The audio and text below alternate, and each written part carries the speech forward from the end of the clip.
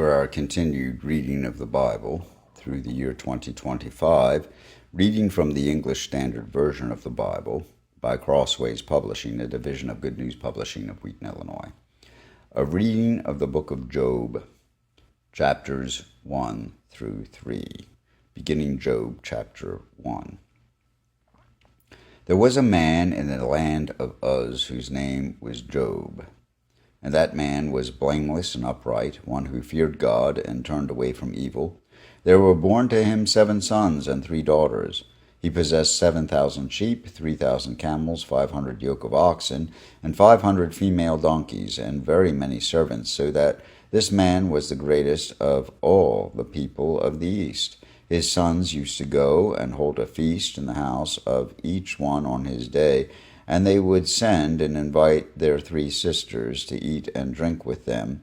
And when the days of the feast had run their course, Job would send and consecrate them, and he would rise early in the morning and offer burnt offerings according to the number of them all. For Job said, "It may be that my children have sinned and cursed God in their hearts." Thus Job did continually.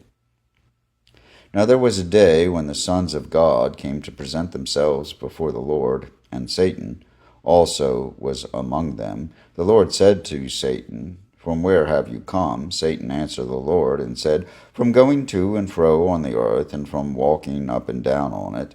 And the Lord said to Satan, "Have you considered my servant Job?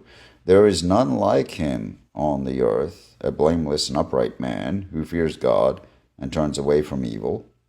Then Satan answered the Lord and said, "Does Job fear God for no reason? Have you not put a hedge around him, and his house, and all that he has, on every side? You have blessed the work of his hands, and his possessions have increased in the land. But stretch out your hand and touch all that he has, and he will curse you to your face." And the Lord said to Satan, "Behold, all that he has is in your hand. Only against him do not stretch out your hand." So Satan went out from the presence of the Lord. Now there was a day when his sons and daughters were eating and drinking wine in their oldest brother's house, and there came a messenger to Job and said, "The oxen were plowing, and the donkeys feeding beside them, and the Sabaeans fell upon them and took them and struck down the servants with the edge of the sword, and I alone have escaped to tell you." While he was yet speaking, there came another and said, "The fire of God fell from heaven and burned up the sheep and the servants and consumed them, and I alone have escaped to tell you."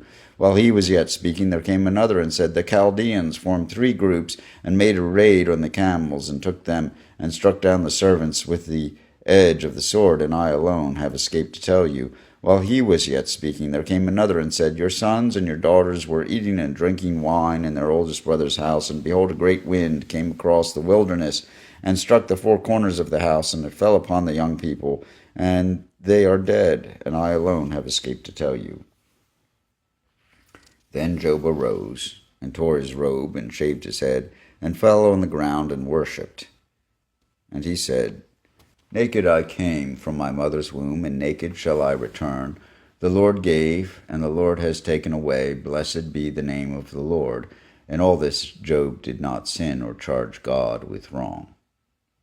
Again there was a day when the sons of God came to present themselves before the Lord, and Satan also came among them to present himself before the Lord. And the Lord said to Satan, "From where have you come?" Satan answered the Lord and said, "From going to and fro on the earth, and from walking up and down on it." And the Lord said to Satan, "Have you considered my servant Job, that there is none like him on the earth, a blameless and upright man, who fears God and turns away from evil?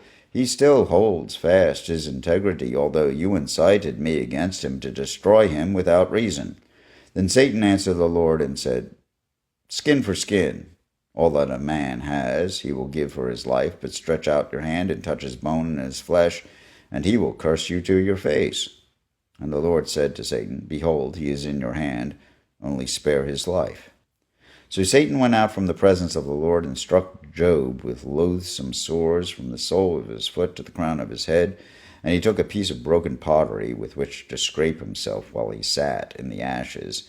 Then his wife said to him, "Do you still hold fast your integrity? Curse God and die." But he said to her, "You speak as one of the foolish women would speak. Shall we receive good from God, and shall we not receive evil?" In all this, Job did not sin with his lips.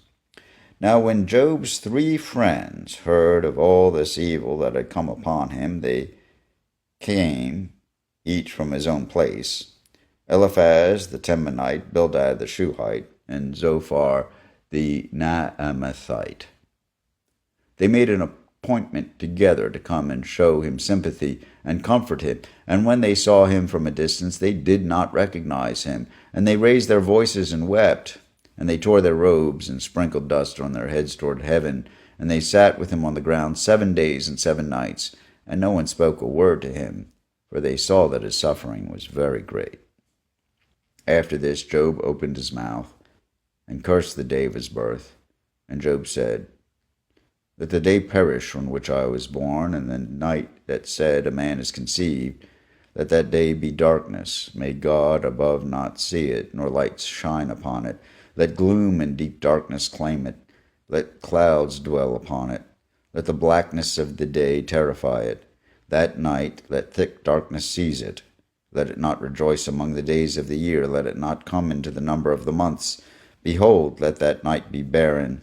Let no joyful cry enter it. Let those curse it who curse the day, who are ready to rouse up Leviathan. Let the stars of its dawn be dark. Let it hope for light but have none, nor see the eyelids of the morning, because it did not shut the doors of my mother's womb, nor hide trouble from my eyes. Why did I not die at birth? Come out from the womb and expire.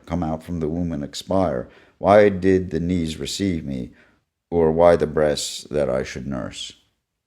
For then I would have lain down and been quiet. I would have slept, then I would have been at rest, with kings and counselors of the earth, who rebuild ruins for themselves, or with princes who had gold, who filled their houses with silver. Or why was I not as a hidden stillborn child, as infants who never see the light? There the wicked cease from troubling, and there the weary are at rest. There the prisoners are at ease together.